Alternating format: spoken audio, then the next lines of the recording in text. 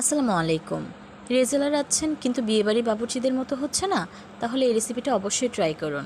এখানে আমি কড়াইয়ে তেল দিয়ে দিয়েছি এবং এখানে মশলা দিয়ে দিচ্ছি তেজপাতা, দারচিনি, এলাচ, কালো গোলমরিচ, একটা কালো বড় এলাচ দিয়ে তেলে কিছুক্ষণ ভেজে এর মধ্যে মাংসটা দিচ্ছি। মাংসটা থেকে পানি বেরিয়ে এলে এখানে আমি পেঁয়াজ কুচি দিয়ে দিচ্ছি। এরপর আমি এখানে 1 টেবিল চামচ লবণ, 1 টেবিল চামচ জিরা গুঁড়া এবং 1 টেবিল চামচ ধনিয়া গুঁড়া আর 1 টেবিল চামচ শুকনো মরিচের গুঁড়া দিয়ে ভালোভাবে নেড়েচেড়ে নেব। এরপর আমি এখানে 1 টেবিল চামচ আদা বাটা ও 1 টেবিল চামচ রসুন বাটা দিয়ে দেব। সাথে শুরুতে জয়ফল জয়ত্রী রেখেছিলাম সেগুলোকে গুঁড়ো করে দিয়ে দেব। এরপর হালকা নেড়েচেড়ে দেব, আস্তে আস্তে পানিটা শুকিয়ে যাবে। কষানো হয়ে গেলে এখানে আমি পানি অ্যাড করে দেব।